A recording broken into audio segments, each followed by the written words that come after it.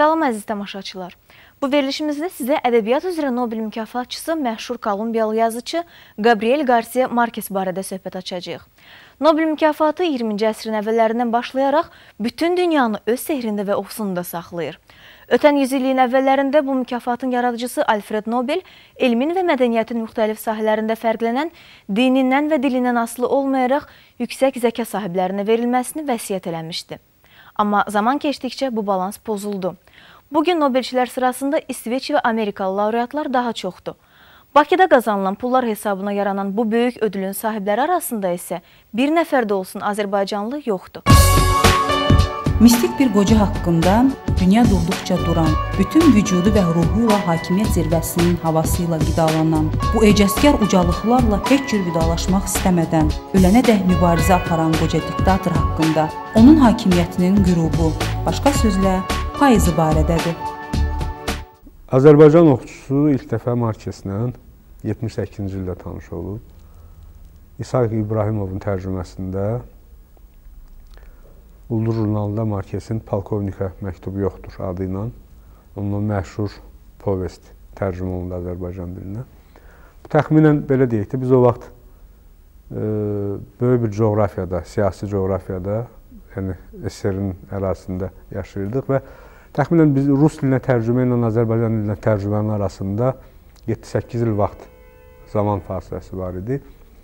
Demək, onu demək istəyirəm ki, bu o qədər də biz bəzən bəzi müəllifləri öz dilimizə tərcümə edəndə gecikirik, amma Marquezlə münasibətdə elə olmadı. Əlbəttə, buradan Marquezin özünün siyasi görüşlərinin də əhəmiyyəti var idi. O, bilirsiniz ki, kommunist düşərgəsi ölkələri ilə, sosialist düşüncəsi ilə yaxın bir adam idi. Marquezi Azərbaycanla dedim, mərhum Natiq Səfərov tərcümə edib. Afaq xanım ciddi tərcümə ilə məşğul olub, Marquez yaradıcılığı ilə. Mahir Qarayev tərcümə edib, Azad Yaşar və Tahir Kazımlı və digər bizim tərcüməçilər. Mən heç də özümdən nəsə uydurmamışam.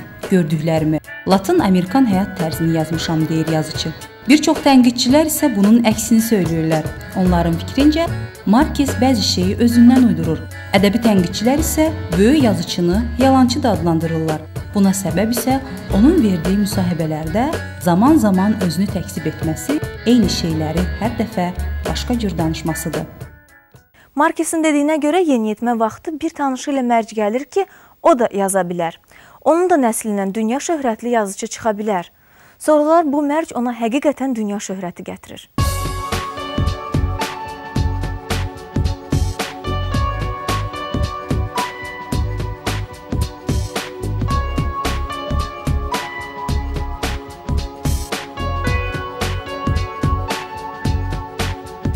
Marquezə Nobel mükafatı təqdim olunanda, onun mükafat almasını formülə edəndə 3-4 əsas məqam var idi. Biri bu idi ki, Marquez xalq mədəniyyətindən qaynaqlanır. İkincisi, Avropa sürrealizmindən qaynaqlanır.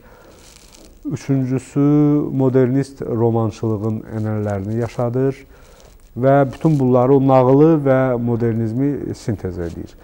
Və əgər biz öz ədəbiyyatımıza, öz yazılarımıza baxsaq, əslində Marquezin öz romanlarında istifadə elədiyi bədii fəndlər, əfsunlu realizmə, magik realizmə məxsus olan bədii priyomlar hamısı Azərbaycan nağıllarında və dastanlarında var. Məsələn, yəqin xatırlayırsınız, bu həm 100 il tənhalıqda var, həm Patriarxın payızında var. Tutalım, xanım zivədən asılmış döş ayağına büründü və uçdu getdi. Məsələn, bizim nağıllarda buna mənzər nə qədər şeylər var. Sehirli xalça var, nə bilim, divin canının şüşədə olmağı var və s. Bu cür elementlər Azərbaycan folklorunda, nağıllarında, dastanlarında var, yaxud buta alıb vermə və s. Digər tərəfdən, Azərbaycan nasirlərinin əsərlərində magik realizm elementləri həm İsa Hüseynovda, həm Anarda, həm Elçində bu elementlər var idi. Və bu adamlar da əslində öz əsərlərində elə təxminən həmin dövrlərdə yazırdılar. Yəni, bu təsir o dövrkü nasirlərə, belə deyək də, konsepsiya kimi mümkün deyildi. Mən hər halda belə hesab edirəm. Əgər o yazıçılara magik realizmin təsiri varsa, demək bu başqa mənbədən gəldi. Bir mənbə bizim öz dastanlarımızdır, başqa bir mənbə isə digər, belə deyək də, o üslubda yazan yazıçılardır. Tutalım Borges idi, Kafka idi və digərlərində də bunun elementləri var ki, bunlar ola bilərdi. 1936-cı ildə Markesin babası vəfat edir. 18 yaşlı gənc Markes bundan sonra Arakataqa şəhərini tərk edir. Poeziya olan marağı onu Daş və Səma adlanan qrupa gətirir. Qabo 1946-cı ildə Bagata Milli Universitetinin hüquq fakültəsinə daxil olur. 1950-ci ildə isə oranı yarımçıq tərk edir. Elə bu vaxt oradaca bütün geri qalan həyatını yaşayacağı və onunla 100 ilin tənhalığının çətinliklərini bölüşəcəyi Mercedes Barça Pardo adlı xanımla tanış olur.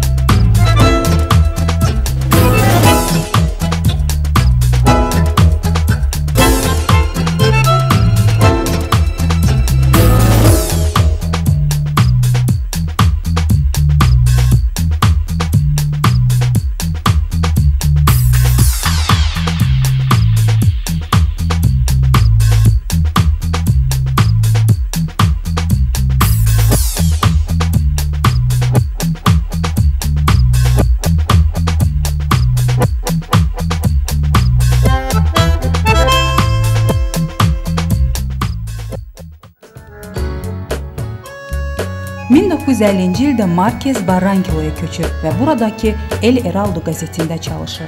Həmişə Jiraf adlanan rubrikanın sahibinə çevrilir.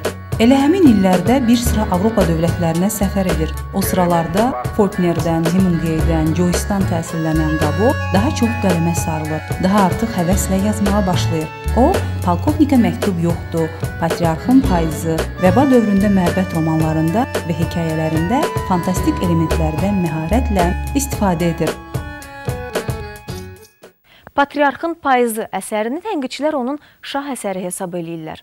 Gabriel Garcia Marquez bu məşhur romanın özünün yaradıcılığında önəmli yer tutduğunu bildirir. Yer gəlmişə Marquez özü də sonradan bu fikrə gəldi ki, onun sən deməli ən ciddi əsəri Polkovnikə heç kim yazılmış. Orada olan asketik dil, orada olan o darıxmaqlıq əhvalının real təhkiyəsi və ötürülməsi, orada olan detalların məhz həyatı olması və o, belə deyək də, o magik realizm sərhədlərindən kənara çıxmaması şəxsən mənim daha çox xoşuma gəlir. Amma mənim xoşuma gəlib gəlməməyinin asılı olmayaraq, əlbəttə ki, Marquez 20-ci əsrin canlı klassiklərdən biridir. Həm həyatı ilə, həm davranışları ilə, həm müsahibələri ilə olduqca maraqlı bir personadır və çox az yazıçıya nəsib olur ki, hətta yazmasa belə, belə deyək, sussa belə hansısa bir dövr, o dünya ədəbi ictimaiyyəti üçün deyək, aktual qalır, maraqlı qalır.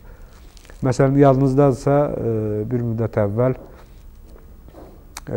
Marquezin adından vəsiyyətnaməsi çap olundu və hətta ən ciddi nəşrlər belə o dırnaq içində deyirəm, saxta və fiksiya olan vəsiyyətnaməyə müraciət elədilər. Məsələn, Marquez Azərbaycanda onun əsərləri, məqalələri, müsahibələrinin fikirləri ən çox sitat olunan, hətta belə deyək, improvizə olunan, dəyişdirilən və yenidən istehsal olunan yazıçılardan biridir. Məsələn, elə yer gəlmişəm, mən də Məruzəmin adını dünyanın ən gözəl təsiri qoydum. O, məlum dünyanın ən gözəl ölüsü hekayəsinin, belə deyək də, improvizasiyasıdır. Yəni, bu mənada da maraqlıdır. Amma bu təsirlər, bilirsiniz necədir? Bu təsirlər, yəni, buna əslində təsir yox, buna, bilmirəm, bəlkə bəhrələnmə demək olar.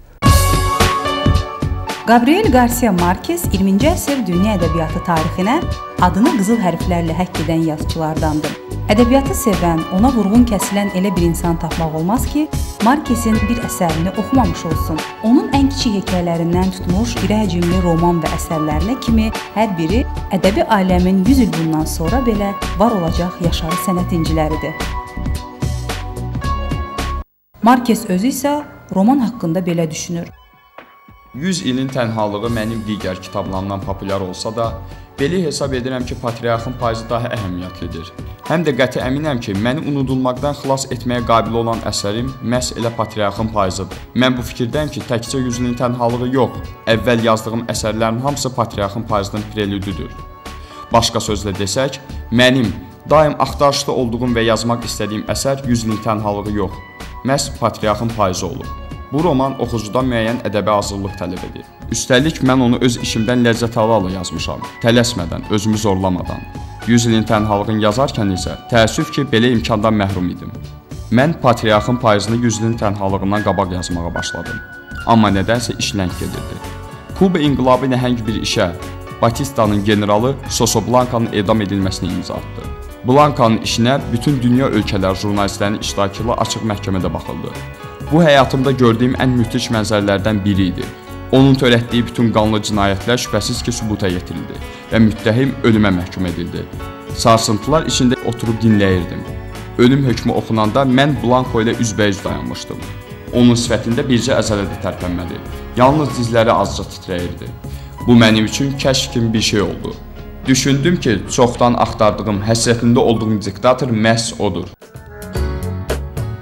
Gabriel Garcia Marquez əsərlərində, romanlarında həyatı düşüncələri əks etdirən yazıçıdır. Gabriel Garcia Marquez deyirdi ki, yazıçının inqilabı borcu yaxşı yazmaqdır. Əsərlərindəki fantaziya və reallıq vəhdətdə bütöv kontinentin həyat və münaqişələrini əks etdirdiyi üçün ona 1982-ci ildə Nobel mükafatı təqdim olundu. Nobel mükafatını ona 100 ilin tənhalığı əsəri bəxş etdi. 2008-ci ildə biz demək Ukraynada, Kiyevdə Markesin anadan olmasının 80 iliyinə həsr olunmuş festivalda da bu belə deyək də Sovet coğrafiyasında, keçmiş SSR coğrafiyasında olan ölkələrin milli ədəbiyyatlarına Markesin təsiri mövzusunda müxtəlif çıxışlar oldu. Bir çıxışda mən elədim. Mən düşünmürəm ki, Gabriel Garcia Marquez ola bilsin ki, hansısa üslubi anlamda Azərbaycan yazıçısına təsir elədi. Çünki tərcümə prosesi belədir ki, istər-istəməz, əgər bir müəllif tərcümə olunursa, əvvəla o müəllifin mətni həmin yazıçının üslubuna oxşuyur. Bu da qaçılmazdır. Başqa, əgər əlbəttə ki, həmin o tərcüməçi yalnız tərcüməçi deyilsə, yazıçıdırsa. Başqa bir tərəfdən, həmin yazıçının sonraki dönəm yaradıcılığında da tərcümə elədiyi müəllifin dəsti xəttindən nəsə olur. Bu qarşılıqlı, belə deyək də, mübadilə prosesi, yaradıcılıq mübadiləsi prosesidir. Mənim öyrəndiyim İspan dili bu xalqın poeziyasının qızıl dövründən, bir də romansera poeziyasından qaynaqlanır. Mən İspan poeziyasını çox gözəl bilirəm və bu poeziyanın mənə çox köməyi olur. Bütün bunlar Patriarxın payızında şüurlu şəkildə öz təzahürünü tapıb. Əsər qəraib xalqlarının şeirləri ilə, xüsusən də Ruben Dario poeziyası ilə doludur. Bu mənada əsərin mütərcimlərinin hansı çətinliklər qarşısında qaldıqlarını yaxşı təsəvvür edirəm. Mütərcimlər üçün problem ondan ibarətdir ki, Nikaragualı şair Ruben Dario'nun poeziyası İspan dünyasından, Latın Amerikasının hüdudlarından kənarda az bəllidir. Marquez Azərbaycanda populyar, dünya ədəbiyyatçıları arasında bəlkə də ən populyar yazıçıdır. Təbii ki, bunun müxtəlif səbəbləri ola bilər. Burada temperament yaxınlığı, o müəyyən bəlkə kod eyniyyəti, belə məqamlar ola bilər. Amma düzü deyim, mən o vaxt o məruzəni hazırlayanda müxtəlif sorğular keçirirdim. Bizim həmkarlarımızdan biri çox yaxşı bir şey dedi. Dedi ki, İndoneziyada baş verən zəlzələnin belə Azərbaycana təsiri var. Yəni, bu birbaşa torpaq qatına olur. Və bizim başqa bir tənqidçimiz Tehran Ərşanoğlu isə dedi ki, Marquez olsa Azərbaycan təfəkkürünün yaxud nəsrinin dibində yatmış olan magik realizmi aktuallaşdırdı. Şəxsən bir oxucu kimi, yəni mən ədəbiyyatçı kimi demək istəmirəm. Mən Markesin yalnız hekayələrini və bir də Polkovnika heç kim yazmır povestini sevirəm. Çünki elə şeylər var ki, onlar reallıqdan mənim düşüncəmə görə uzaqdır və mən onları belə deyək ki, oxucu kimi həzm edə bilmirəm. Əlbəttə Markes güclü temperamentə, sonra əsərlərinin o mikrokosmuna düşürsən və oradan çıxmaq istəmirsən. Belə şeylər var və əlbəttə ki, bu Markesin böyük ustalığıdır. Amma bir oxucu və insan kimi mən bunu adekvat qəbul edə bilmirəm.